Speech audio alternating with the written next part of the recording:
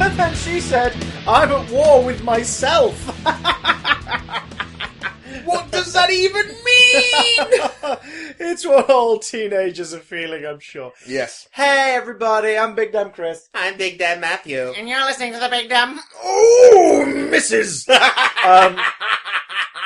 got a smorgasbord of random bits and bobs of news this week, plus some of your questions, and a reaction to a show that is a show. So let's crack the cack on, shall we? Let's zoom through these news items with the sad announcement that Zoom 2 has been greenlit. Zoom 2. Not Zoom 2. Director Rick Famuyiwa has dropped out of Warner Brothers' The Flash, citing creative differences with the studio. Of course. Of course he Sorry, I broke you all. Oh my god, you has. Yes, I'm fine. You were so excited, you nearly shrugged through a surface. I'm not excited about this. This is not good. You were so upset, you nearly shrugged through a surface. Okay, so he released a statement. I think we're missing the amazing fact here that you nearly shrugged through a surface. I nearly shrugged through a surface. That's impressive. I was like the Flash. I just vibrate my atoms really quickly. Bringing it back. You're mastering segues in a way that is upsetting and arousing. And yet I don't have a driving license. Rick Famuyiwa. Is it Rick Famuyiwa? I think it's Rick. So long and thanks for all the fish. Oi! He's not done a lot of movies. Like it's like a lot of these studios do. They get an indie director in to come and do a big movie, and then they can't really handle it, and then they drop out. But he has released a statement which says, when I was approached by Warner... This is not what he sounds like, I'm not doing an impression. When I was approached by Warner Brothers in DC about the possibility of directing The Flash, I was excited about the opportunity to enter this amazing world of characters that I loved growing up and still do to this day. I was also excited to work with Ezra Miller, who is a phenomenal young actor. He's a phenomenal. He's a phenomenal... I pitched a version of the film in line with my voice, humour and heart. While it's disappointing that we couldn't come together creatively on the project, I remain grateful for the opportunity. I will continue to look for opportunities to tell stories that speak to a fresh, generational, topical and multicultural point of view. I wish Warner Brothers, DC, John Berg, Jeff Johns and Ezra Miller all the best as they continue their journey into the Speed Force. What I really like about that is it's a very sweet, very well put together letter. It shows that he does give a damn. Yeah. It shows that he's ending on good terms, at least on the surface. Yeah. And it also shows that he's just named everybody who could potentially be the people who pissed him off. Yes. I wish them luck going forward without me. Without me. You bastards. Or he's giving it as a sign off to the people he actually got on with. I think he's telling that he's citing creative differences. And that he pitched it in line with his voice, humour and heart, along with generational, topical and multicultural points of view. And yet they had creative differences. So... Do you think he's throwing him under the bus there? Yeah, a little bit. Yeah. Maybe. He's like... In a nice way. I was dying to make this movie that was going to appeal to everyone and show people in new lights and not neglect anybody and make sure everyone have their say. Yeah. But I guess I can't do that now. I mean, I don't. It doesn't come across with that tone in my head. It's just. No, but I think that.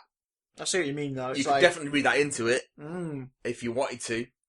This is worrying, isn't it? But yeah, well, he's the second director hired. Seth Grahame-Smith left in April. Okay. Then Famuyiwa came on board. Do we know why Seth Grahame-Smith left? Schedule differences, I think. Creative differences again. Oh my god! Yeah, I know. How long before James Wan goes? Yeah, I'm not doing Aquaman. Well, they already had it with Wonder Woman. Michelle McLaren left that, and then she was replaced by Patty Jenkins, who also had walked off Thor: The Dark World a couple of years earlier. Like all the higher ups who are in position of power are on the same wavelength as Zack Snyder. Zack Snyder. Like they're in the same kind of 1250. Like they're all in the same. They're all in the same kind of thought boat. Yeah. And everyone else has been invited onto the thought boat, and they've gone. We're sort of drifting in the wrong direction, guys. Maybe we should sail this way. And everyone's going, no. This is the best way. Come with us. And eventually, these people are going, yeah, I'm just going to get in a life raft and go the other way because this is this is not going right. bad fast. It says so much. It's one of the reasons why I'm not excited about Wonder Woman anymore. Like 3 films in, and I'm like, I don't like this. I don't like this universe. Wonder Woman, maybe you could rescue it, but then thinking about it, it's like, yeah, that changed directors, and now the Flash has done it twice, and Aquaman hasn't even begun production yet. Yet they've had James Wan signed on this whole time, almost like they were trying to get him hook, line, and sinker, but tish. Yeah. Like early on, I mean, The Rock signed on to play Black Adam in a Shazam movie, but that's not happening anytime soon. Nope. But he signed up for it. It seems like Warner's just went, quick! Get the hooks out now! Get people hooked! Brilliantly! Get everyone in! Yeah, I don't know. But hey. It makes you wonder if they knew it was all doomed from the start. Or whether or not they were just being cocky and arrogant about it. I think they were just trying to jump on that bandwagon. Like, Marvel announced that Brie Larson's Captain Marvel, and then we know that she'll begin production on a film less than a year after the announcement. Yeah, if she's not already in an Infinity War. Yeah. So... Which I don't think she will be, actually. DC seems to just sort of be scattershot in pieces left, right and centre. Yeah, it's not... It doesn't inspire confidence in their endeavour. You know... I feel like we have to reiterate this, because we do get pulled up on it occasionally, like... We love DC. Oh God, I want these movies to be so good. And we want the movies to be amazing. Them to be good. That's why I care so much. Yeah, the reason why we keep going on about how good Marvel is because they are nailing it. They're getting it right. Disney and Marvel are working together in a way where it's absolutely getting the source material right. And I want DC to nail it. You're Disney shills. Well, we also love Iron Man, The Incredible Hulk and Iron Man 2, which are Paramount movies. And they're damn good movies as well. Well, it's all about, they are. I don't know if Iron Man 2's damn good. No, it's fine. It's alright. It's not a bad saggy. film. It's a bit baggy and saggy. Iron Man 2, the saggy baggy, I want my bird. Incredible Hulk's got some issues. But they're still good movies. They're still good movies. Yeah. Like, we've been spoiled. Yeah. We've been spoiled going forwards from that. Yeah, but they're still pretty solid flicks as their own little flick. Even Thor: The Dark World, which is probably my least favourite of any of the Marvel movies, it's still pretty watchable. Yeah, none of them are bad films. They're just weaker in the one. There are weaker ones in the series, but they're all done. Most importantly, with the love, care, and understanding of the characters they're adapting. Yep. Which these DC movies, it seems that they haven't got that so far, and that directors are going, oh my God, I can't wait to tell stories with these characters, and then are now leaving, because they're probably not being asked to tell stories with those characters. No. And it's just like, oh, this is worrying, man. The whole thing's worrying. But, I feel sad. Changes of director are not necessarily a bad thing. No. For movies, as we saw with Marvel's Ant-Man. Yeah, Peyton Reed did a damn fine job with Ant-Man. Stepping into... I mean, I'll always be curious to see what the Edgar Wright version of Ant-Man was going to be. Yeah, I mean, we know that elements of it survive, because at the end it does say story by blah, blah, and a story by Peyton Reed, Paul Rudd, and Edgar Wright and Joe Cornish. So, enough of their skeleton, I think, is in there. Yeah. And it would be nice to... Because Joss Whedon obviously sort of left after Age of Ultron and made a bit of a stink and went like, it just was an unpleasant kind of thing to work under. You had to make compromises in ways where you felt that it affected the movie. I just kind of show Age of Ultron again. It's a fine film, but it's a fine film. It's sort of a bit meh in places. But then since he's been like, oh shit, I'd come back to direct Black Widow if you wanted me to. I'd happily direct Black Widow. I want to make that movie. But then I look at how he handled Black Widow in Age of Ultron and go, I think that's why he wants to come back and do Black Widow, because a lot of the Black Widow story choices in Age of Ultron were the studio mandate. Kind of dropped the ball on that. He wanted a lot more of her in Age of Ultron, and the studio didn't allow it. That's dumb. Because they wanted more of like Ultron and. I feel like they're starting to listen to what people want more now, though. Yeah, I'm hoping anyway. But Peyton Reed's been talking about Ant-Man and the Wasp. Yes, he has. Yeah, not much. He's just because again they're in pre-pro, aren't they? Yeah. They're designing that script. I think they've got a script, haven't they? And it's like designs and stuff they're planning on now. And he's just kind of saying, it's still a work in progress. He's been talking to Movie Phone, and he's saying, Hello, Movie Phone! Oh, damn it! Quarters ran out. Put another quarter in the Movie Phone! Hello, Movie Phone! I'm just personally excited to get to... Again, this is not my impression of Peyton Reed. I'm just personally excited to get to introduce yet another character into the Marvel Universe. After Ant-Man, we now get to see Wasp, so really designing her look, the way she moves, the power set, and figuring out sort of who Hope Van Dyne is as a hero. Because we know we're in a certain context in the first movie, but now she's going to have her coming out party. And that's exciting. That makes me happy, because Hope was my least favourite character in Ant-Man. Not of her own fault, really. I think the actress did well with what she was given, but she was a role that I don't enjoy. I don't like killjoys. She was a bit of a killjoy. In my fun-loving movies. It's the reason why I despise those two kids in Doctor Who in Nightmare in Silver. Waspish, one might say. Oh, terrible. It's like, the TARDIS is taking you to a theme park on a moon in the future. This is incredible. And they're just like, yeah, so what? It's like, no! Listen. No! Listen, leave Doctor Who out of this. Okay. We'll get to that. Oh, God. But that's what she was like for me. It was like, don't hate on Scott. It's not his fault. But I got it, and the story arc resolves itself in a really nice way. And he's a loser, though. Although they are suddenly romantically involved for no reason. Not too keen on that, but I do like the way they sort of very flippantly address it. They don't make it a big, swelling romantic score. Yeah. When they become a thing. They just make it more of a, are you two, no? Are you two canoodling or spooning or whatever it is you kids do nowadays? These days, while Michael Douglas sits in the corner and goes, Scott. What are you, some kind of pervert? Scott.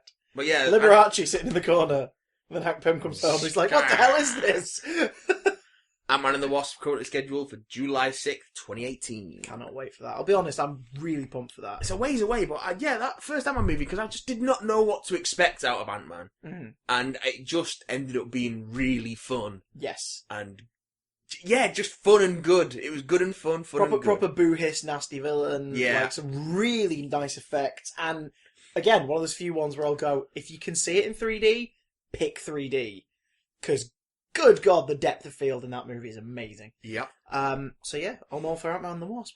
What do we got next, boys? Well, just a little bit of Netflix news. Okay, boys. Again, what is it about? Okay, boys. Nothing major, just... okay, boys. Couple of Is that Bebop or Rocksteady? One of them, I don't know. One of them. The one with the face. Yeah, what? Just a couple of cast members from the other Netflix shows joining the Defenders. So we know Eldon Henson's going to pop up as Foggy Nelson. Yeah, boy!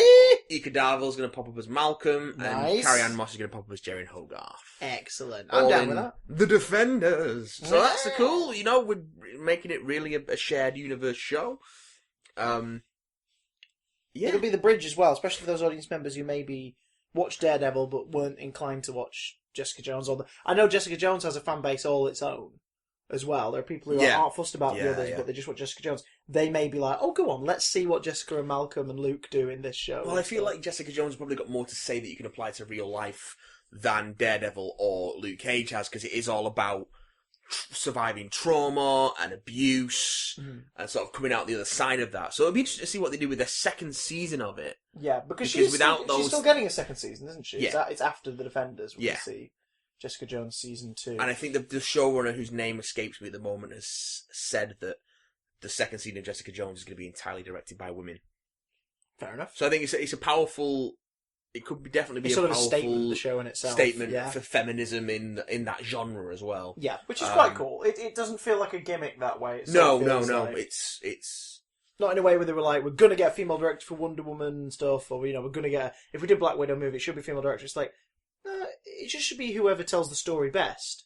But like you say, Jessica Jones, what it represents as a show, and as a pop cultural event, it's like you could do something with that. You could use it as a platform. Yeah. Whereas when it's a movie, it sort of does feel a bit grandstandy when they play it up before any production's even begun. It's always a bit like, oh, okay. I don't know. I'm looking forward to it either way, because I just like that character and I want to see more of her world. Yeah, exactly. I mean, I'm just like that Netflix world in general is fun to inhabit. One thing Netflix do need to do is they need to create a playlist, I think. Yeah. Because there will be people who go, right, what order do I watch these in now? I don't understand. Because it's Daredevil 1, Jessica Jones 1, Daredevil 2, Luke Cage 1, Iron Fist 1, Defenders, presumably 1. I think you can do video playlists. Jessica Jones 2, Daredevil 3. It's like, they need to... And then hopefully, not Luke Cage 2 or Iron Fist 2. Just give us Heroes for Hire. Oh, I love it when you say that. Bond those two together, and then Punisher's got to fit in somewhere as well. I love it when you say that, Chris. It makes me so warm inside. It's because it's closer to a reality now. I want the Heroes for Hire show so bad. So bad. Oh. Anyways. Oh, boy! Oh, boy! I want a series where Luke Cage and Danny Rand deal with weird Agents of S.H.I.E.L.D. level threats for billionaires. Like, and what is going on? And they pour the money back into Harlem. Yeah, fix Harlem up. That'd be freaking amazing. Well, then Luke says to Danny and say, "Why don't you just invest in Harlem directly?" And Danny'd be like, "Oh yeah, I'm because this is fun. I'm a millionaire, aren't I? Oh yeah, I totally forgot. Yeah, totally forgot that. I've got amnesia. It's gonna be wacky." So can you imagine those two teaming up against the bloke who played Absorbing Man from S.H.I.E.L.D. coming into it. It's like Luke Cage and Knife is fighting the Absorbing Man. Would the Absorbing Man absorb Iron Fist's fists of iron? That is a damn good question. Would he absorb him in his face, probably? Probably. You just get him in his face. He'll absorb his handsome face. So I'm just going to take the powers of Finn Jones' handsome face. Like, I have taken your powers, Finn. You're mine now. Wait, no, I'm Fist. The character's Fist. No! No, you're Finn. I take your powers. Iron Finn. Fist Jones. Sold. Fist Jones. Oh, God. Maybe, that could work. I'm Fist Jones! So Marvel Comics, they're a thing that all these things are based on. These wacky kids. Yeah. And speaking of wacky kids, yeah. You remember Goosebumps, don't you? Blimp, blimp, blimp, blimp, blimp. You love some Goosebumps. Freaking loves me some Goosebumps. You were playing some Goosebumps on the stream of a Halloween. Yeah, big damn scream. Goosebumps on there. Yeah, I love a bit of Goosebumps. Grew up with the show. Grew up reading some of the books. Really jerked myself off over how much I enjoyed the movie this year. Bit of Jason S. Goosebumps. Yeah. Jason S. God. RLS Goosebumps. So, in real life Stine. Real life Stine. I love it. Randy Lee Stine? Ronald Logan Stine? His name's Robert something Stine. Robert Logia Stine? Robert Logia Stine. Robert Logia Stine. R.L. Stine is writing for Marvel. What the balls? Exactly. But... Oh? No one knows what yet. Well, R.L. Stine obviously knows. Because he's really working on it. Because he's working on it. It was in a Reddit AMA recently that he's writing a comic book for Marvel Comics, but he can't say what it is. Oh, come on. Let's be perfectly honest here. I'm writing a series of comic books for Marvel, my first comics ever, but I'm not allowed to talk about them yet. Let's be perfectly honest. We all know what we want it to be. We want an anthology Goosebumps run. That's what we want. Oh, do we? Yes, we ding dang dingly do, sir. What if he's working on a superhero book? Whose book would he work on? Well, he does have. There is a superhero story. There is one of his stories is about like a supervillain. I'm trying to remember what he's called now. Oh, bugger in hell! I'm looking him up. I'm breaking the Weekly Planet rule of don't research. The Weekly Planet. Planet. I'm doing it. What is it called? What is it called? Fans of their work by Jingo. Yes. What is it? What's it pissing called? What's it cocking called? The creeper, the terror, the dude, the bloke, the fella, the ghost who walks, the big old bag of dick, the shadow. It's something mutant. Attack of the Mutants. That's it. Comic book addict Skipper Matthews finds out his favourite comic book villain, the masked mutant, is real, but a visit through the lair has Skipper losing his grip on reality after seeing comic book panels with him as the hero. Through the lair. You could totally do something with the masked mutant. Like you could, do you know what I mean? You could do a series based around that. But I think they did something similar. Another company did a graphic novel adaptation of a couple of the Goosebumps books as like a big thing. It was called something like, I don't know, Slappy's Tales of Terror, something like that. And Reader beware, you're in for the scare. And it's sort of very like manga style artwork, and it's just one book. And I think you can only get it in the States actually. But what they should do is they should go for a Joker's Asylum kind of thing, or Tales from the Crypt. Have a narrator, yeah, that sounds pretty fun. And have each issue be a different Goosebumps story. I'd be down with that. I'd be down with that. Because a Goosebumps story is quite short and to the point. You could adapt a Goosebumps book into a 22-page comic book. Oh, not even a Goosebumps one, but like a teen horror thing. Because he has done teen horror that isn't Goosebumps. He has, yeah. He's had several series of different things. He's done some stuff for point horror and things like that. But Goosebumps would be a pretty neat catch for Disney to team up with. But yeah, because Sony have the film rights to Goosebumps. Yeah, but Sony and Disney love working together now. That's happened. No, but that would, you know what I mean? That would be a sort of, that might be part of their continued family movie sort of agreement things. Like, hey, you guys are going to be distributing the Spidey movies, but we're going to be making them for you. And also, you keep making your Goosebumps movies, we'll keep plugging Goosebumps to new generations of kids in new forms. Yes. A Marvel Goosebumps series would be the bee's tits! It would be. It would be the bee's tits! It would. All right, Tim. But you know what he might be involved in? Oh?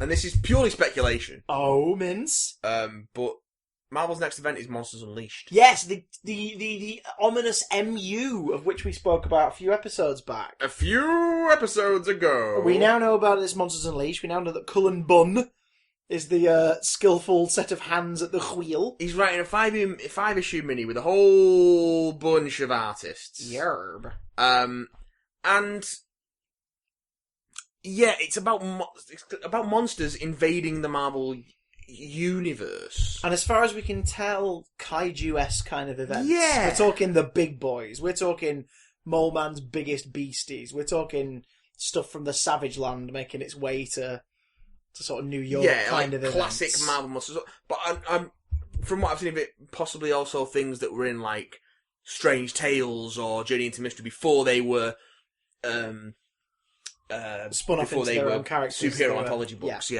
but they were still like sci-fi and horror anthology books. So things like, I can't remember any fucking names of them, like that big green thing from the cover of Fantastic Four issue 1. The pile that walks, or just they have weird names. Things like Dragon Man and Fing Fang Foom will probably be involved in some way. I mean, obviously Titan. one of them's a good guy now, but you could still do stuff with that. Yeah, and I'm already down with that. Groot was a anthology horror monster before he was picked up by Guardians of the Galaxy. Yeah, it's not our Groot, is it? No, but it's a Groot because he first appeared in the Hulk story, if I remember correctly. Possibly. Because he's created by Stan Lee. Because when Stan Lee was asked about cameoing in Guardians, he was like, "Oh, I don't know, because I didn't." At this point, it's because they wanted him in it because it's a tradition. Yeah. He was like, "Oh, I didn't have a hand in him because that was Captain America. He didn't create Captain America, but he brought him back with the Avengers." Yeah. So he did his cameo in Captain America. But with Guardians, he was like, "Oh, well, I didn't create them, so I don't know if I should take the credit." And someone pointed out to him, "You created Groot."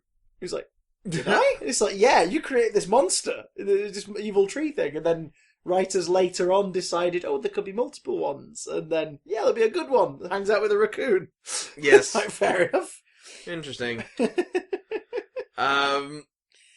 yeah, it's just weirdness. But they've released images of 6 new monsters. 6 new beasties? Created by Cullen Bunn and illustrated by Steve McNiven, Greg Lennell, Francis Yu, Salvador LaRocca, Adam Kubert and Art Adams, respectively. Mm-hmm. We've got Slizzik. There. Skrarg. Mekra. Oh? Aegis. Eh? Oh, is it Aegis? I think it's Aegis. Ah. Hyvo. Wait. And Fireclaw. He's basically Tony the Tiger meets Wolverine. With Fair fire enough. claws. It's basically Image. Yeah, basically Image Comics. It's just Image Comics. They are weird. an Image. Like one's like a mech. I noticed that. Yeah, like a mech suit. Aegis is like a mech, and they've done little trading cards with little factoids about the new characters and like Transformers tech spec style stats. Sort of give us a preview of what's in store in the new year. Yeah, we've got Hyvo. Height varies. Weight varies. Well, that's not very useful. Powers and abilities. Energy generation, manipulation, and transformation. Intelligence 1. Strength 3. Speed 7. Durability 6. Energy projection 7. Fighting ability 2. So it's a big shape-shifting beastie. Did you know Hyvo possesses a childlike sense of wonder and innocence? So it just gives you a little bit of character for these new... They're new event characters, so they're going to be around for 5 minutes, and then they're never going to get used again.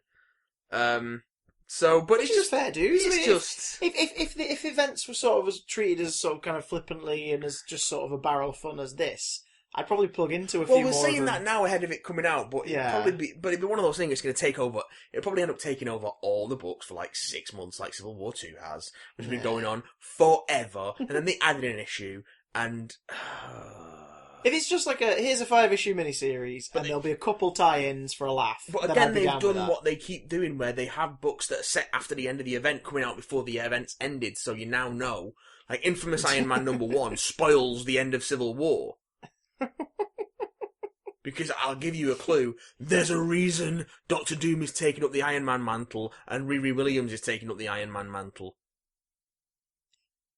Is it because Tony's had a massage book? Just saying. Just saying. He's had a 6-month massage book.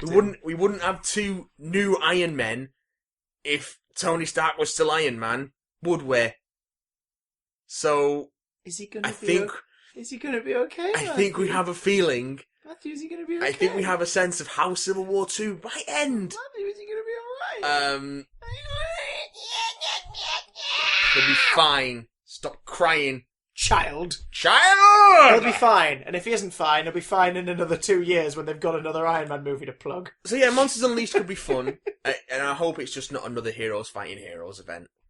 Yeah, that's all of really them stale. have been. Well, apart from Secret Wars. Well, no, because there was a bit of that in it. Ah. Well, no, less of it. House of M wasn't so much Heroes Fighting Heroes. No. As heroes trying to figure out what the hell's gone on. It was what we were with. Civil War was Heroes Fighting Heroes. Yeah. Secret Invasion was some heroes fighting some heroes because some heroes are Skrulls. So it's not Heroes versus Heroes. Well, it is. It is still. Siege was dark versions of Heroes Fighting Heroes. Okay, good point. Damn it. Yeah. Original Sin wasn't Heroes Fighting Heroes. Was at the end. Was it? Yeah. And what about Fear itself? That was just shit. We do not speak of it. We do not speak. There was nothing to fear but the hard back cover of Fear itself. Avengers vs. X-Men was Heroes Fighting Heroes. Yeah. Axis, Avengers, and X-Men end up with some heroes becoming and heroes, and then those fighting the villains. Yeah. Secret Wars started with Heroes Fighting Heroes because fucking the last incursion ends with fucking Tony and Steve just scrapping it out and refusing to see sense as the world ends around them because they're idiots. Plus, it made for a good cover that would sell issues after the announcement of Civil War. The film was a real good cover, though. It was. And then Civil War 2 is just like... It's just dudes fighting... It's Carol Danvers, having not seen Minority Report, going, predictive justice sounds like a good idea. Like, no, it is... it's not a new idea.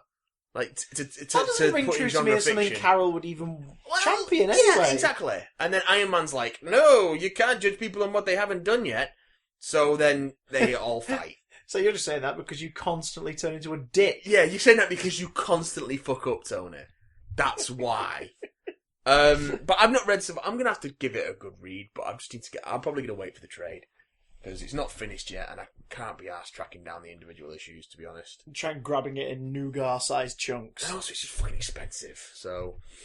Well, do you know... We'll see. Do you know what you can do to make yourself feel better about the whole Marvel situation? What's that? Take solace in the fact that they're swimming in money. They are swimming in money. That makes me feel better. Thanks to a certain doctor doing very well. A certain doctor? A certain doctor. Is this a strange doctor? Yes. Doctor Strange has outshone all financial projections so far. Mr. Doctor. And it's not even out in the States as of that report. The States get it, like, tomorrow. It's doing pretty well. In the real world. When this episode's aired, the States will have it. It's still out in over 30 territories. Yes. Yeah. Is it out in China? It's out in Hong Kong. It is out in Hong Kong. Okay, right. Because I did wonder, because obviously they have a thing about magic, but it's more so magic in association with the representation of death, isn't it? It's like Ghostbusters wasn't allowed in China because it implies that the dead come back and harass people, which they don't like. You can't have spooky, scary skeletons in there. Yeah, or shivers down your spine. Hey! But yeah, so Strange has opened up here, there, and everywhere, and has done really bloody well.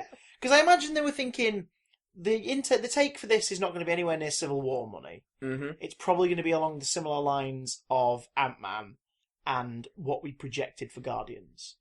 Because Guardians blew up. Well, it's taken more. God, I'm tired. taking it out of you. It's taking There's a crippled bloke somewhere in New York who's sucking your energy out to just power his spine. Just the thought of having to read Civil War 2 is taking it out of me. Yeah, I love comics. I'm Ringing endorsement. He's beaten Guardians of the Galaxy. Say what already? Yeah. Well, no, in terms based of on territories. In terms of the territory over the weekends, gotcha. It's beaten it. I was gonna say, Jesus, wept. It's beaten Iron Man, it's beaten Guardians, it's beaten Winter Soldier. So it's, superhero fatigue's really setting in. People are really tired of these movies. You know what I think this is? I think it's a mix of people who freaking love Benedict Cumberbatch. There are people who love Benedict Cumberbatch. People who trust Marvel to tell them a good story. There are people who trust Marvel to tell them a good story. And people who are like, I like shit like Harry Potter. This film's about magic. I do like that sort of stuff. Oh, go on then. I've got the magic in me. I think it was a smart decision actually to bring this out just before Fantastic Beasts. I think if Fantastic Beasts had come out a few weeks before, Strange would be buried beneath the mound of Fantastic Beasts. Warner Brothers is one hope for success. Yes, which does look pretty sweet actually. Every new trailer makes me kind of giddy to see it. It looks intriguing. It looks like a film. I don't think I'm going to rush out and see it. How dare you, sir? How dare you not want to go out and see Eddie Redmayne's totally unique performance? A performance he genuinely generated from nothing but his own imagination, and not because he one night in the middle of the night, probably in a hotel in the States, turned on BBC America and watched Matt Smith for a bit in Doctor Who. It's definitely an original performance. I can't take Eddie Redmayne seriously now after watching Jupiter Ascending. Why did you do that to yourself? It just can't, because You're just expecting him to sort of whisper. He's ridiculous. He's ridiculous in that film. I want to see a spin-off. Everything is ridiculous in Jupiter Ascending. What are you talking about? There's nothing ridiculous about Part Wolf Part B. Sean Bean is Part B. Bean. Sean Bean is Part B. I want to see a spin-off where Eddie Redmayne's character from Jupiter Ascending hangs out with John Travolta's character from Battlefield Earth. Battlefield Earth? God. Is it Battlefield Earth? Yes. Yeah. I want to see those two characters in a movie. While you were learning to spell your name! I was being trained to conquer galaxies! Oh, Christ. Why don't we ask our friendly bartender? Oh my God. Oh, it's so bad! We may have to do a Battlefield Earth special. We're gonna have to do something on Battlefield Earth. Probably shit on its corpse. Yeah, oh God. Oh no, it's actually really bad. But I've watched it more times than some of my favourite movies. That's worrying. I know! Congratulations though, Doctor Strange. Congrats. With your Battlefield on Earth. We liked Doctor Strange a lot, didn't we? We really liked it quite a lot. We dug it. It's very good. You should see it. You should see it. You should see it. Oh wait, you have. I have seen it. Hey! So, it was Halloween recently. Was it? Yeah. I didn't know. And I'm not sure if you noticed, but there was an awful lot of creepy clown stuff going around. Yeah, pre-Halloween, yeah. even. Blimey, yeah. So... It's what started out apparently or seemingly like a bit of a harmless, just trying to spook people out and they're up to Halloween kind of thing, that flourished into, there are other people doing it now, and they're carrying weapons. Oh, someone's been hurt. This is pretty horrific. Congratulations, people. You fucking spoiled it. This is why everything. We can't have nice things. Well done. As per usual, someone has to take it too fucking far. So how do you fight fire of this magnitude with fire? Batman. Yeah, fucking Batman. There's no lead-in. It's just Batman. It's just Batman. Who do you employ to deal with evil clowns? So this... The goddamn Dark Knight. This is a story that popped up on Newsarama. Hit me with this stuff. I've not read this. You just basically said to me before we start recording, oh yeah, Batman's been pulled in to deal with evil clowns. I'm like, sorry, what? Police department blames the Joker for recent clown harassment. Oh, Jesus. Sent up on Halloween on Newsarama. The police department of Fairpoint, New York have released findings that seem to confirm what many comic book fans have likely surmised for some time, that the recent spate of creepy clowns around America are the work of the Joker, the clown prince of crime, and Batman's arch-nemesis. The Fairpoint police have received a lead in the crazy clown epidemic that has been gripping the nation. We have received information that these clowns are the henchmen of, You guessed it, the Joker, reads a statement made on Facebook. Fortunately, the Fairpoint police have reached out for some extra help in dealing with their clown problem. Batman himself, and there's a little picture of a couple of policemen with one wearing a Batman mask. Brilliant. Since verifying this new information, the Fairpoint Police Department have recruited the assistance of America's favourite Caped Crusader, Batman. Batman has been given a Fairpoint police uniform and police car to be on patrol in the Fairport area and alert for any suspicious activity. Please call 911, and if you observe anything suspicious, then we will signal Batman from atop the village hall where the blue light shines. Have a safe and happy Halloween from the members of Fairpoint Police Department. Fairport, sorry, not Fairpoint. What I like about that is it's clearly an amusing little sort of jokey like, holiday story. It's their little Halloween thing. That's quite fun. What's the bet in that policeman was like, okay, take the mask off now, Sean. I think no. No, it's cool. I'll keep it on for a little longer. Sean, you take it. I need to give it back to my kid. It's his costume for Halloween. I'm keeping the fucking mask on. Oh, God. I am the knight. Sean, we're going to need to take that off you. I need to give the costume back. I'm not wearing hockey pants. I never said you were. Sean, why have you got a crowbar tucked into your sleeve? Stop scraping that van, Sean. What does that do? Why is that a thing, Sean? Why? No one knows. No one knows. But that's kind of magical. Magic. We had one in the UK a few weeks ago. Yes. Guy dressed as Batman who made like a statement on a video basically saying, in full-on Christian Bale like armour and voice, that he's going to be dealing with the clowns in his area. You do get that. And he hasn't violently apprehended them, but he's scared some off apparently, and it's like, that's pretty sweet. You do get these like real-life superheroes who... I say that. I should put that in scare. I'm going to put that in scare quotes for our listeners. Real-life superheroes. Who are people who dress up in... costumes and do like community outreach stuff and try and tackle local crime. I haven't heard of anyone getting killed yet, so we've not quite gone into Mark Miller territory, but it's fairly popular. I met one of them once. What? The Night Warrior. Do you remember him? He was a Salford superhero a few years ago. Oh yeah, I've forgotten about this. Yeah, where's his original? I'm trying to find his original costume. Yeah, basically, I can't find his original one. But basically, it was a lad local to the Salford area. That was his original costume. It was a lad local to the Salford area. He wanted to just sort of do his bit. He basically patrolled areas at night where kids felt a bit unsafe because there were sort of bigger kids hanging out and creeping about and everything. So he got a bit of publicity. And they talked about it, and like local papers interviewed him about it. Which was a mistake, because of course then you see photos of him with his mum and it kind of destroys the image a little bit. Not as much destroying the image as the fact that he's not wearing a codpiece. Well, you say that, but after get those tights off. After the publicity came through, in fact, there he is visiting the old radio station I used to work at. He is wearing hockey pads. Yeah, after a while, he got a full costume upgrade. I'm trying to find a picture of the upgraded costume. That's the closest one I can find. He got like a full upgraded outfit, so he was covered in enough stuff to deal with anybody who actually did try and hurt him. He never attacked anyone. He was always just more about trying to ward people off. But when you're about 6 foot, built like a brick shithouse, you can do that.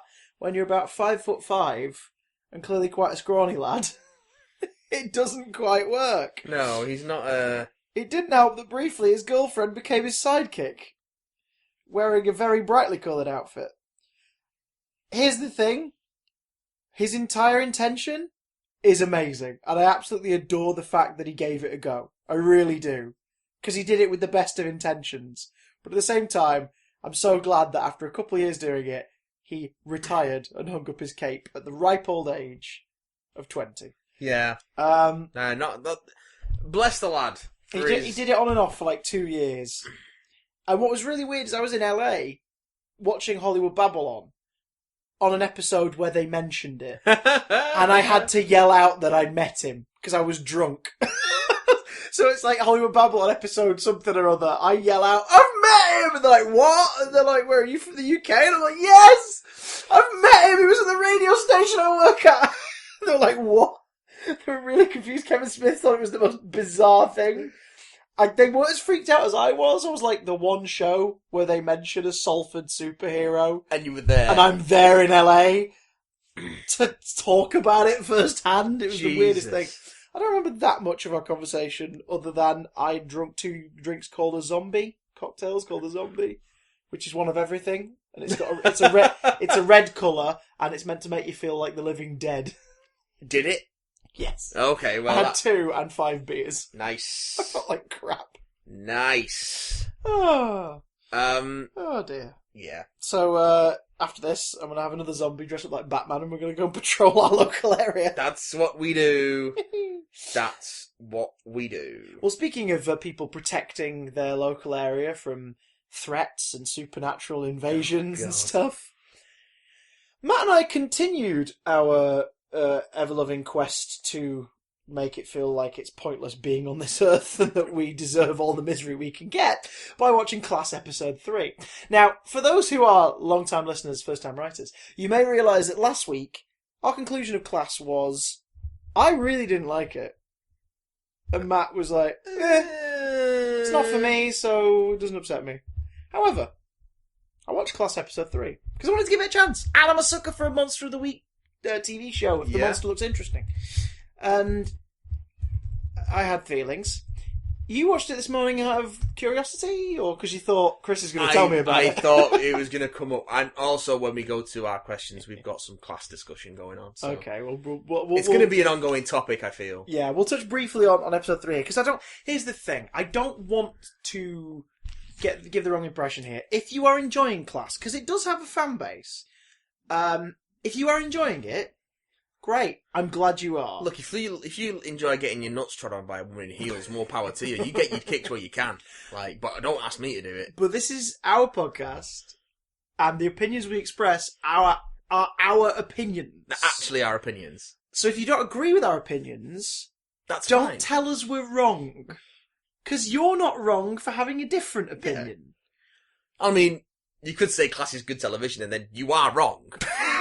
That's... Yeah, you're wrong about if you look at it from an analytical sort of thing, there is some terrible story structure and character choices being made in this show. You're more than welcome to enjoy it, but it's not good. I really did not like episode 3. I think the opening montage was cheesy as balls. I get the point that it was trying to illustrate. It was so heavy-handed. But the opening image of the episode proper is chilling. Imagine having a character who we know their father is no longer alive. And it's a big point of upset for them. Well, and they've finally got over it. We only know of it because of a throwaway line from the previous episode. But imagine, if you will, this was like season 3 of a show, and we know this character well, and we know that is something about them. And then suddenly, specifically, say this character in a season 3, say their father was in season 1, and we lost their father in season 1. Yeah. Season 2, they're kind of dealing with it. Season 3, they've dealt with it. Then suddenly they wake up one night, and their father is sat on a chair at the end of the room opposite their bed. There, physical, real, doesn't look too well. Sort of something a bit odd about them. There's a thing trailing out of their back out of the window. But it's them. They're physically there. You could tell a really freaking powerful story with that. No, the character acted like it was totally normal, like, you're not my dad, you're an alien. At the beginning. There was definitely a failure in performance there, I felt. I think all the actors are very capable. I don't think they're giving their best performances in this show. No. And it could be down to direction, it could be down to the script, it could be down to the fact that they are young and they need to sort of do a few more things and be a little bit older to tell stories with this kind of depth, maybe. Like I said last week, it's the Maisie Williams Ashildr thing. Maisie Williams is pretty great in Game of Thrones. I thought she was pretty good in that cyberbullying drama. But in Doctor Who, I thought she was awful. And a lot of it was down to it being a very badly written character. Yeah, but also, terrible. Also, an 18, 19-year-old actress cannot play somebody who is world-weary and has lived a million lifetimes. They can't do it. They just cannot portray that. Unless they kind of have that air about them already that makes them feel like they're ahead of their time. Yeah. Like Matt Smith takes the role of the Doctor at the age of, 27 when he was cast in the role? And yet you believe this was a much older man. Like, he just had that, he has that vibe about him. He could play world weary, he could play that while still being childish and goofy. Yeah. Maisie Williams didn't have that. And similarly, I don't think the actors of Class, I think they're still kind of playing this at a level of, and this isn't a slag off of the medium I'm about to mention, but like soap opera. like melodrama. Yeah, in a way, yeah. Like they're sort of playing realistic characters in terms of their approach to the characters. But this show doesn't call for that. It's about aliens and gore and the dead coming back to life. You need to play that with a sense of heightened reality. You have to. Yeah. And they're not doing that. They're not consciously approaching it like that. Even our oddball alien prince is just sort of playing it like a bit of a bland data. I'm very posh. I'm very posh and a little out of place. Yeah, and that's it. It's like, oh, okay, fair enough. Like, if you're going to go hell for leather in that character, do it. Make that character be somebody who stands out. Hell-bent for leather. Don't tell us that they've been there for presumably at least a year, long enough to be considered just like one of the class and everything, and then be like, yeah, I'm perfectly normal. That's not the interesting story. We don't want to see Thor sitting in a canteen in his first movie on Earth, acting like it's perfectly normal. We want to see him swilling coffee and going, more, another, and smashing the cups and things. Like, you want to see him being there for the first time and adjusting to that world. And we're not getting that with these characters. We're getting it as though everybody's just, same old, same old. You know, same old, just the Doctor and Clara Oswald and the TARDIS. And with that trailer, I suddenly went, well, I'm not interested. Yeah. I don't want same old, same old. Nope. I want it to be exciting new stories. It does feel like they've settled into this groove that they're in. Teen angst or alien invasion. Yeah. It's like, you're in episode 3. Like, why are you so blasé about this? It's way too easy. That's the sort of thing you're meant to joke about 3 seasons in. Mm. You know what I mean? Like, oh, man. But yeah, I guess we're going to have to keep up on it, because people are going to keep asking us about it. And again, it feels like they don't have a storyline for April. Oh, the next episode looks like it's going to be April's focus. Yeah, but even then it's not her story, it's the story of the alien she's connected with, and... Yeah, which they've forgotten about the last couple of episodes. And Ram's got a robot leg, but that's okay, because his girlfriend, who he apparently really loved, was brutally murdered in front of him a couple of weeks ago, but now he's kissing April. When they're meant to be going to save their friends, because they've both gone, oh my god, what's happening? It's trailing that way, let's go and find out what it's about. No, we're going to sit at a bus stop and have a conversation about how my dad's a country singer. And you know what really upsets me? Her dad's in next week's episode, alright? So we're going to get a bit of that. Yeah. Played by Con O'Neill, who's a fantastic actor. Mm. And now I'm looking at it 3 episodes in and going, Con O'Neill's going to be wasted. Like, maybe he got wasted to play it, but we're going to tune in next week and Con O'Neill is going to be wasted. Like, Catherine Kelly is sort of being wasted. Everything's being... Miss Quill's a meme machine. Hate it. Hate the weird rules they're creating. Oh, he has to be in danger for you to do anything. They're really inconsistent. Yeah. Also, I'm going to throw in a really quick line about how my bond is stronger with you, my boyfriend. And that's how it works on my planet. You have to have a bond with one person or group. My bond is stronger with you. It was never strong with my parents. They never really got me. Oh, look, there's 2 people sort of flashing there in the room. Are they going to manifest? No. Oh, we're going to explain that? No. Yeah, and a throwaway line at the end where he goes, my parents nearly appear, but my bond is not as strong with them. And it's said in the background during wrap-up chatter. It's like, what is this? What is this? What is this show? It's just messy. So that thing... Also, why would that creature... Why would the thing... Oh, God, why would it go, right, our anchor point is this 14-year-old girl, because out of everybody in London, because those tendrils were going everywhere, out of everybody in the city of London, she is the most emotionally strong and emotionally crippled by what happened to her father. No, I'm sorry, no. No. She was talking last episode about how she was like, yeah, I was mad for a bit because he left us, but then I got over it. Because you have to move on. She was saying to Ram, like, you've got to move on with loss. You have to, because otherwise it'll drag you down. Well, she was the anchor point for the creature because Do you know how that would work? I was talking to, Guy about it, our old chum Guy, and I said, do you know how that would work? If at the start of episode 2 they make this really stupid point of, why is no one talking about what happened at the dance? Because I guess that's what people do, they just move on. No. Have council sessions at the school from episode 2.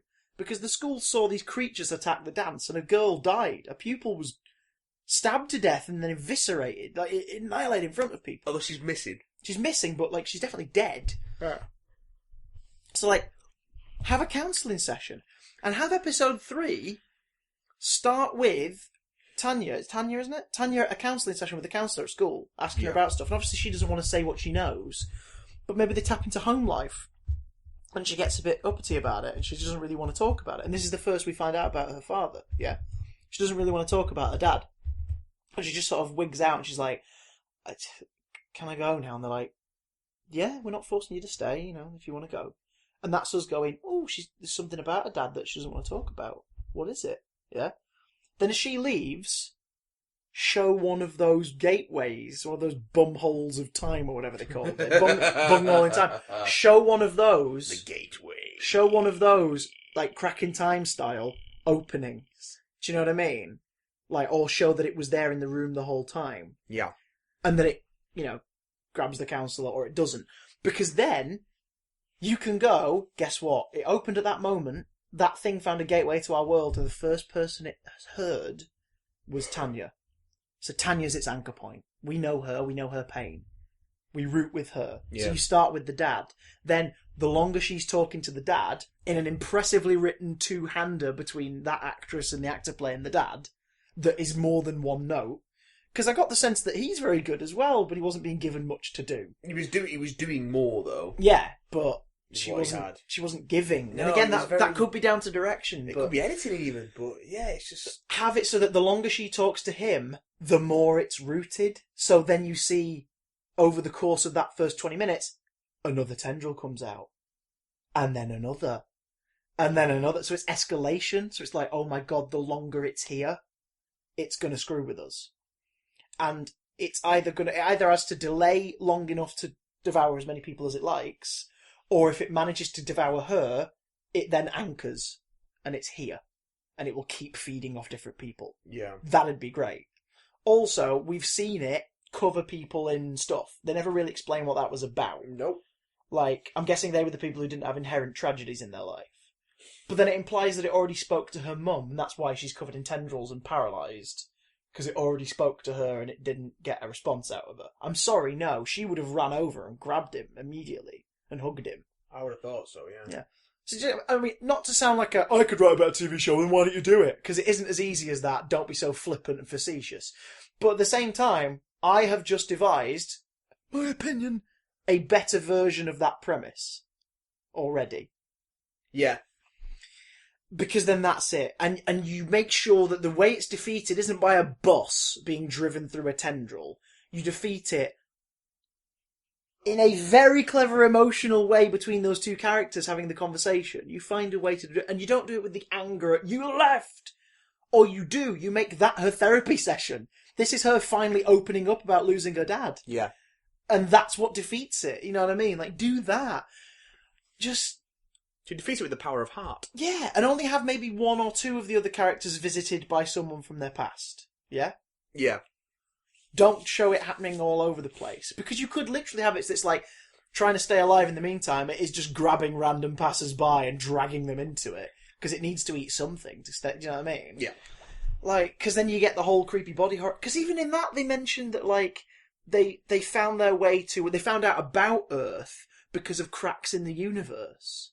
So they're implying that the events of Series 5 of Doctor Who meant they somehow saw Earth and were like, oh, that'd be a good one to feed on. We'll get there at some point. But then why didn't it come sooner? Oh, because it had to wait for the bunghole in time to open up. And why have none of the kids gone, so who was that space wizard with the box? Who was that? Yeah. You know, the guy randomly just said, we've got a mission now. Who was that? No, Miss Quill, you seem to know him. Who was that? There's an awful lot of things being unsaid in this. Oh, God. Which apparently is good writing.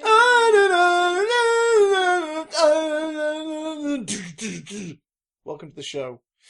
Oh, Christ. I don't like it. But it's not about me, except it is. Because it's our opinions. Now, it's also about you guys. Speaking of you guys, we're going to mix up the regular and Doctor Who questions this week. Nice. Is it because we've got a nice healthy mix? We've got a bit of a mix, and also the way people send us them, they don't split them out. So I think people have cottoned on to the fact that we do kind of like reluctantly answering Doctor Who questions. I mean, it's reluctant. It's therapy, yeah, in a way. It is sort of therapy. It's therapeutic. It's cathartic. It's a bit like a colonic. It's cathartic. Welcome to your emails, stroke Matt and Chris, two lifelong Doctor Who fans reluctantly answer Doctor Who questions. We've got another one from Jacob. Jacob, our regular contributor. The fifth Beatle, if you will. EA Sports. It's in the game. Hello, Chris and Matt. Again, this is not my impression of Jacob. because I don't know what you sound like. Wasn't class good this week, I say sarcastically.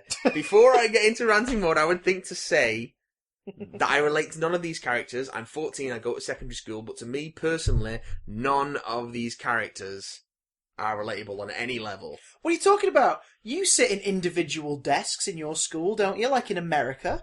You definitely do that, don't you? Definitely do that. First of all, this has been the weakest episode of Class so far, so obviously talking about episode 3. The passing of the episode was extremely slow. Sorry. The passing, I think you mean pacing. The pacing of the episode was extremely slow. To be honest with you, I was bored while watching it. This episode was obviously focused on Tanya, or whatever her name is. She got some decent character development, and I feel like her and Ram are the most developed characters. The best thing about the episode for me was the villain. I thought they were really creepy, and they suit the class unitard. Damn predictive text. I don't know what that means, but it sounds interesting. I'm guessing universe, but all the same, I do appreciate the like unitard. That's a good one. They fit the class unitard. Oh, class unitards! Get on the merchandising rights now, Jacob. You can make a mint. Also, Miss Quill got some character development. We found out she had a sister. Yay, that was a sarcastic yay. Fair enough. To finish off with my review of this episode of #sexy, #today is practically tomorrow. Class, it was boring and was not engaging at all. Now, for your Doctor Who questions. My God, we've been sentenced. Well, I agree with pretty much everything you said there. Although I wouldn't say it's development to say Quill had a sister, because we didn't really learn much about her or her family or what. Also, why did her sister look like a human? And why did the parents that briefly flashed look like humans? We learned that Quill apparently kill each other in the nest when they're young. Or try to. Quill? To weed out the young ones. Quill, so the species he's got, she isn't, she's called Miss Quill. But they kill each other in the nest. So again, you're making her into a non-human character, but you want us to relate to her through human empathy. Yeah. Ugh. Who are you guys' top 3 favourite Doctors, least favourite villains, and how would you fix Doctor Who? Wow. Well, I think we've talked about how we would fix Doctor Who. Yeah. Let's recap in case I can't remember. I'd take it off air for a couple of years, then bring it back with a new showrunner. And maybe a new Doctor. Yeah. Oh, and I'll tell you what. Take it off for a year, then bring it back for a special in the second year, where you hand over the reins from one actor to the other, and then come back with a full series as a full relaunch the year after. I think I'd agree. It just needs a full change of the guard. Get all the people who are working on the show writers, now. Even the writers I like, get them off. Yeah, because they're stuck in a rut. They're stuck doing the same thing again. Yeah, it'll be the same vibe. Team. Need a new team. Have Michael Pickwoad, the guy who does the majority of the set and props design, sort of hand the reins over the course of a series to another person, because I think that we do need a bit of a fresh look. He does incredible work. Yeah, he's one of the most consistently brilliant elements of the show. But I think if you're going to have the new look, it needs to look new. So, like, you would need a new TARDIS, for example. You would need definitely a sort of new visual style to the show as a whole, and new kinds of aliens and civilizations. I would also not be so sheepish about having monsters in your show again. Yeah. Have monsters in your show, because that's one of the fun things about it for a young viewer, is the monsters, and the show doesn't really do monsters anymore. Like it does cryptic hints. Yeah, or it has misunderstood beasties, but give us something evil. Give us something that'll scare us. Yeah. And don't be afraid to do an entire series with just new monsters, but at least one story with something we know. Yeah. And it's probably going to be the Daleks because of copyright reasons, allegedly, but, go for it. Give us an Auton story again. Yeah, oh God, I love an Auton. Love an Auton. Yeah, love an Auton. Well, least favourite villains. 3, was it top 3? I think it's top 3 least favourite, top 3 favourite in Doctor Doctors. Who? Yeah, top 3 least favourite villains. In all of Doctor Who. The Fisher King, because what was the point? That was from the after the flood, before the flood, and under the lake, whatever it's called. Whatever it's called, it's got the Fisher King was pointless. It was an interesting design and 2 tremendously talented people lending their vocals to it, but it was just sort of like, what is this? Their ongoing treatment of the Sontarans, I'm going to class that as a villain. because I would like to be reminded at some point that they are a vicious warlike race. Oh, just so Strax, basically. Yeah, which is, again, not the fault of the actor per se, but... No, we like that Strax. The thing that did it for me was... Because I like Strax as a character, I do enjoy Strax. What did it for me was in Time of the Doctor, where we saw 2 Sontarans trying to invade Trenzalore, the town of Christmas, during the montage of villains, and they were goofy Sontarans. It was like, what is this? Yeah. Like, we need them to be more like they were in the adventure games, the Gunpowder Plot, where they were still bloodthirsty warmongers. The Sontarans are still a threat. Yeah. If you've not downloaded the Gunpowder Plot, please do. It's a pretty great game and features some fantastic voice acting. So, yeah, like, but in that they were bad guys, and I want to see that again. So, yeah. And... the classic era, I can't think of a villain that I don't like. I really enjoy the classic era's bad guys for the most part. I can think of... I mean, there's some that have aged badly, but they're pretty great still. Like, even sort of the daft ones that seem a little bit daft in comparison to actual villainous threats, like Eric Klieg, is still kind of a great villain for Toon. I like Eric Klieg quite a lot. Master of the world. Like, they're still enjoyable characters.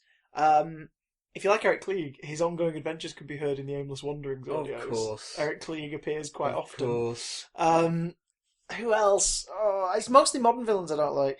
Like, the villain of Fear Her is a great idea. But the only bit where it feels threatening is when it's the dad. Yeah.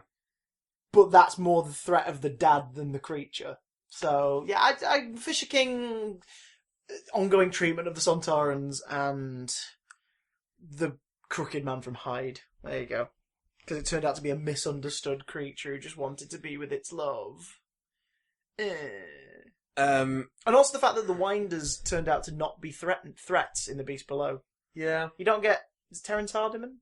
Yeah. You don't get him and then not make him a baddie. The Winders were quite good. Especially in a kid's show. Make him a baddie. He's great at baddies. So I was thinking about our conversation about Paradise Towers a couple of weeks ago. So I think I had to put the architect, Cragnon? Yes. On that list, because Jesus. Some glowing lights. Jesus. Richard Breyer's doing his best goose stepping. The Absorbable off, because I hate living monsters. Oh, no. Yes! You can't do that. It was designed by a child who the show was aimed at. It was designed by a child who can't fucking design monsters! Hey. Yeah. Well, to be fair, it wasn't his fault. It was the monster we got. The monster's fine. The thing I don't like about the Absorbable off is Peter Kay's performance. Yeah, the monster's fine, but the way it's used in the story and the story itself are fucking garbage. So that, yeah. I will defend that story, but go on. You'll defend that story, and you will lose as I spear you through the heart. And spear through the heart! You're to blame, darling, loving monsters as a bad name. I like a lot of villains, even the cheesy ones, like you were saying, the classic series. The new ones are just a bit... Some of them are just a bit rubbish. Like, The Silence, for example, in retrospect, I think are shit. Yeah, that was because of where they went with them. It was a good concept when they were introduced, and then they did nothing good with them. Yeah, they were so pointless by the end. Yeah. So yeah, as for top three Doctors, I kind of want to do a video one day, because top 10s are popular, and relatively straightforward to make, and they're sort of pointless, but at the same time, people do sometimes just like watching your opinion, so I do kind of want to do a top, my Doctors ranked, which Colin Baker will hate me for, until he realises that he may actually be much higher in the list than anyone would think. Yay! Currently my bottom Doctors are the War Doctor, because we don't really get to know him, so what's the point? And Capaldi, because his era's not over, so I can't really judge it in its entirety, but also his Doctor's my least favourite Doctor so far. Which is annoying because I like Peter Capaldi so much. I adore him, and he does have his moments. He does have his moments as the character. I'm like, oh, you're great. But, it's inconsistencies. Some would say, well, what about McCoy? He was inconsistent. No, he grew. He was a clown, and then he settled into his body. He grew like a beautiful Scots flower. Yes, he's more than he's much more than just another Time Lord. With a ferret down his trousers. Yes. Who's your top three? Who's your three? From 3 to 1. Yeah. I'm gonna go.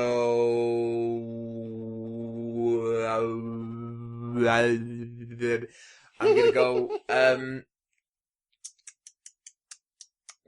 Tennant, Pertwee, Tom Baker. Nice.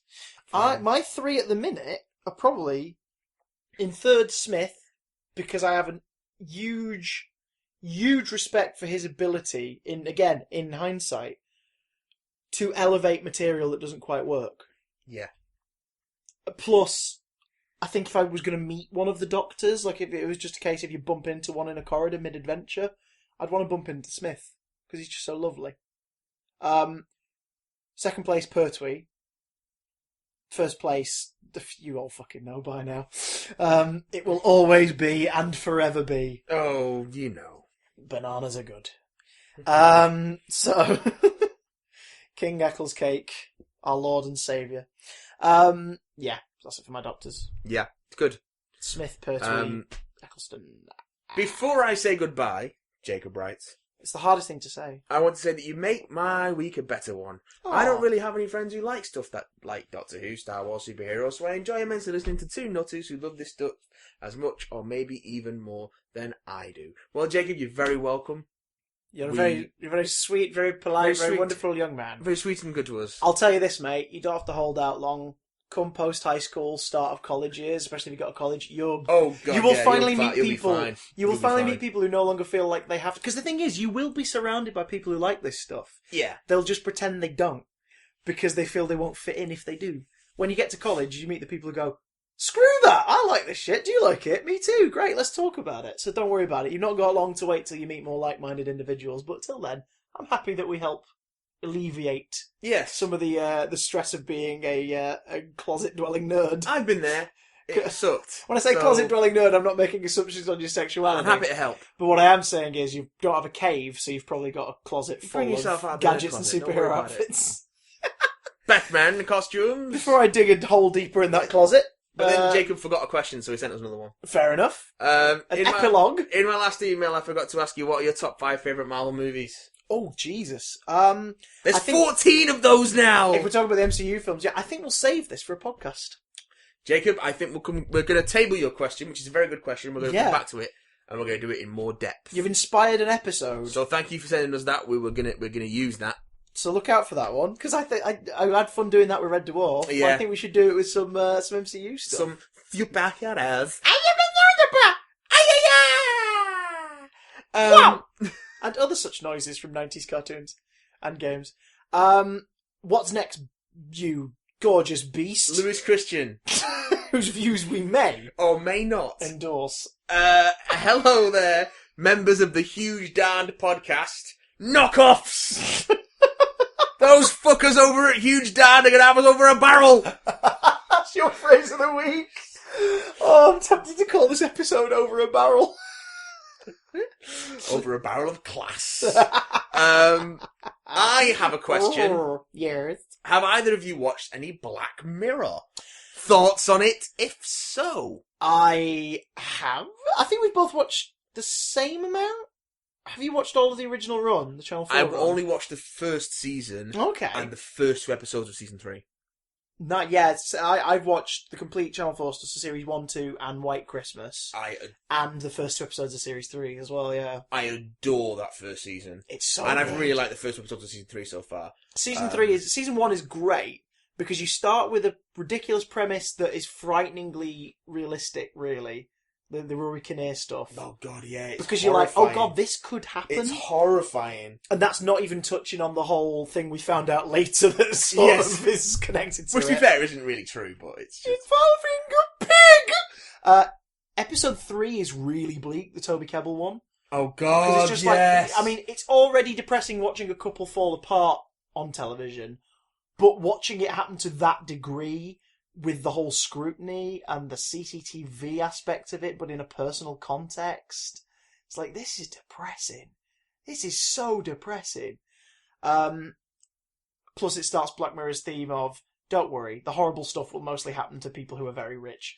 Yes, yeah, exactly. But episode 2 of Series 1 is still, I think, maybe my favourite Black Mirror story. 10 million credits, is it? Is it 15 million? 15 million credits? 15 million merits? But mostly, merits, that's the one. But mostly because it's like the only, I think, out of all the Black Mirror stories, actually, it's the only, until Nosedive, first one, Series 3, it's the only sort of ultra real one. Like it's the only heightened reality one. We're going to put it in a completely fictional context that is very far removed from our life to a degree. Although Nosedive is very close to home in some ways, but like episode 2 of series 1 is obviously we're in this world. This is a compound. This is how life is now. It's normal. It's not like, oh God, you remember before this? Because no, they don't. It's set in an undetermined future. Plus Daniel Kaluuya is fucking great in that story. Kaluuya, yeah. Especially when he gets to the on-stage bit where he just, like, lets loose. And then the weird twist of it at the end, which isn't a plot twist, don't mistake me. It's not a plot twist, But the sort of the twist of fate at the end of, like, oh God, he's where he never really wanted to be, but some other people did, and it's like, this is so odd. What is this? Yeah. Love that episode. You're in for a corker with Series 2, mate. The first episode of Series 2 is one of my favourite ones. Be right back. Haley Atwell and Domhnall Gleeson tearing out your heart. Oh, I do love those. Soaking up your tears with it and then putting it back where it belongs. No. Covered in tears. It's amazing. So good. So yeah, we've watched Black Mirror and we like it. We like it a lot. And we'll probably have more to say about it at a future date. Yeah, if you're on the journey, enjoy. Let us know what you think next week, because I think we will do a roundup of Series 3 in its entirety at some point. But I've noticed with this one, people haven't binged it, and I think it's because it's anthology. Also because it's fucking hard to binge. Yes. It's just hard to, like, it'll crush you. It will kill you. It will jump up and down in your soul and make you realise that life's not worth fucking living. So yeah, that's why no one's binging it. Because it'll make you suicidal. Jesus. Have fun! In fact, I love Charlie Brooker, so that's He's fine. Great. And one final end note. Oh? A final Doctor Who question. My giddy shots. It's a would you rather. Oh, God. Oh, Lewis, why? No, I can't go on! If you had to pick between a series of Stephen Moffat's Doctor Who with Nardole in every scene, or 3 more series of Class, what would be more preferable? Is it one series with complete Nardole? One full series with Nardole in every scene. Uncut, hardcore Nardole. Full, uncut, hardcore, 100% Nardole burger. Or 3 more series of Class. 3 more series of Class. That implies that whichever one you pick, the other one won't happen. Yeah. In which case, Nardole. Because it will be like a cleansing with fire. You're gonna go scorched earth on it. Yeah, there won't be any more Class, which I think would be a healthy thing, because BBC Three only have the budget for 1 drama a year. So no more Class means they get to try other scripts and writers and concepts for other shows, which I'd be down with. Because I don't think Class is the best use of their drama budget if it is their 1 drama a year. So there's that. The money for BBC Three would go to other shows. Yeah. I'm not going, fuck you, Class. I'm going, no, let's see what else you've got.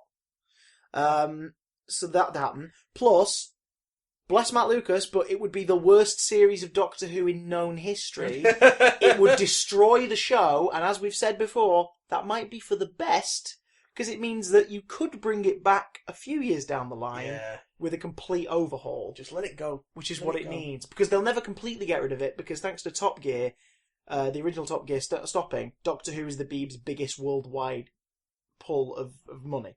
And who would have thought that was going to happen 10 years ago? I know. Well, it's sort of been forced into the situation. I think if Top Gear hadn't gone the way it did, Doctor Who's neck could be on the chopping block. But I think the way it is, Doctor Who's sort of pinky fingers on the chopping block.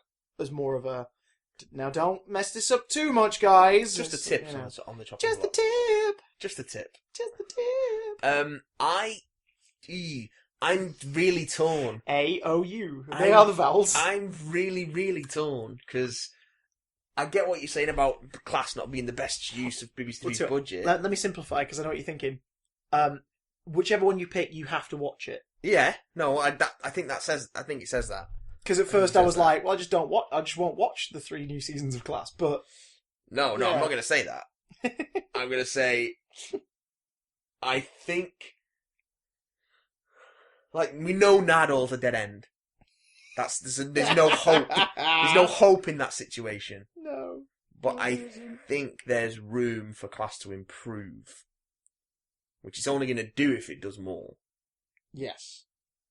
I mean, it could also get worse. Yes. But we know... I was going to say, like, it's... Because some people say, well, the show really kicks in by season 2 or season 3, but I'm like, no, the product you present at the start has to be strong enough for me to go, I will continue to watch. I don't want to be told that later is where it gets better. So whereas we know Nardole is the pits. Yes. Like, it's Jesus And again, Christ. This is no criticism of actor, writer Matt Lucas.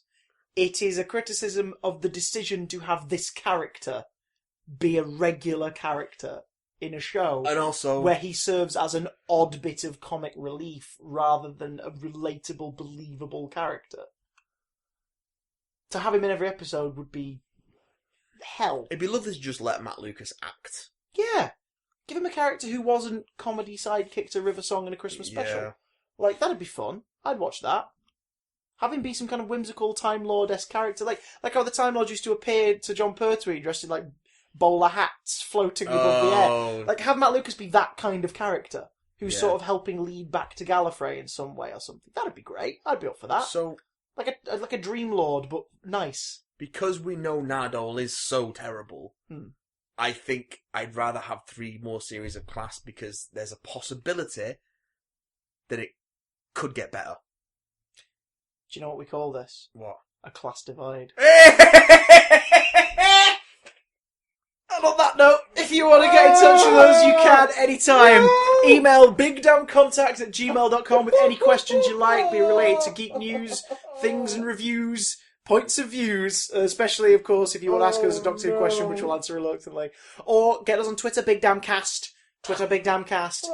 And don't forget, if you are not listening to this on YouTube, we are on YouTube, but if you are listening to this on YouTube, brace yourself for some news in the coming weeks, because you might want to keep updated as to where we're going to be broadcasting from. God. As for right now, I've been Big Damn Chris. I'm dying. I'm actually dying. And we'll see you next time. Don't worry, Matt, it's okay. Everyone feels it at your age. You're at war. You're at war with yourself. You are war itself. Oh, it's alright. I'll get you a really sticky one.